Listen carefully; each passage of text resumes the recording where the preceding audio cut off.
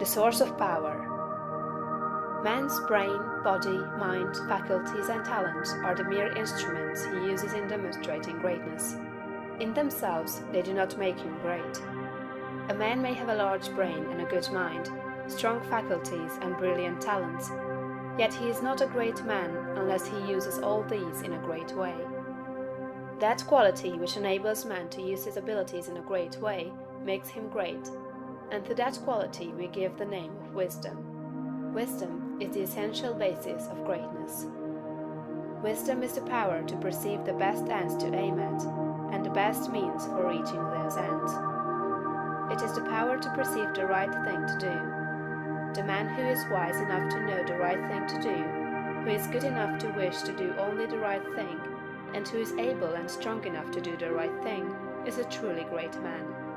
He will instantly become marked as a personality of power in any community, and man will delight to do him honor. Wisdom is dependent upon knowledge. Where there is complete ignorance, there can be no wisdom, no knowledge of the right thing to do.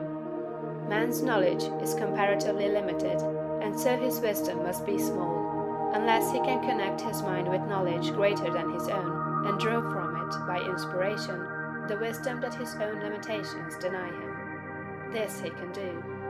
This is what the really great men and women have done. Man's knowledge is limited and uncertain. Therefore he cannot have wisdom in himself. Only God knows all truth. Therefore only God can have real wisdom, or the right thing to do at all times, and man can receive wisdom from God. I proceed to give an illustration. Abraham Lincoln had limited education, but he had the power to perceive truth. In Lincoln, we see preeminently apparent the fact that real wisdom consists in knowing the right thing to do at all times and under all circumstances, in having the will to do the right thing, and in having talent and ability enough to be competent and able to do the right thing. Back in the days of the abolition agitation, and during the compromise period, when all other men were more or less confused as to what was right and as to what ought to be done, Lincoln was never uncertain. He saw through the superficial arguments of the pro-slavery men. He saw also the impracticability and fanaticism of the abolitionists. He saw the right ends to aim at, and he saw the best means to attain those ends. It was because men recognized that he perceived truth and knew the right thing to do that they made him president. Any man who develops the power to perceive truth, and who can show that he always knows the right thing to do, and that he can be trusted to do the right thing, will be honored and advanced. The whole world is looking eagerly for such men. When Lincoln became president, he was surrounded by a multitude of so-called able advisers, hardly any two of whom were agreed. At times they were all opposed to his policies. At times almost the whole North was opposed to what he proposed to do. But he saw the truth when others were misled by appearances. His judgment was seldom or never wrong. He was at once the ablest statesman and the best soldier of the period. Where did he, a comparatively unlearned man, get this wisdom? It was not due to some peculiar formation of his skull, or to some fineness of texture of his brain. It was not due to some physical characteristics. It was not even a quality of mind due to superior reasoning power.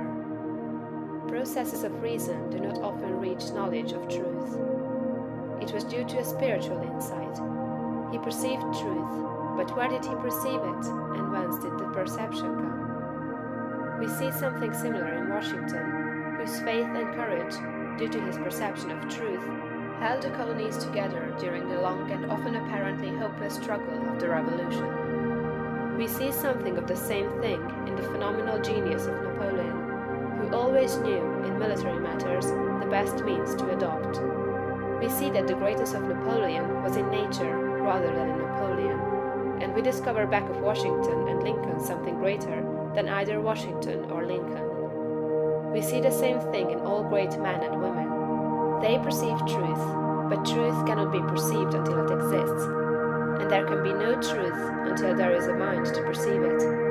Truth does not exist apart from mind. Washington and Lincoln were in touch and communication with a mind that knew all knowledge and contained all truth.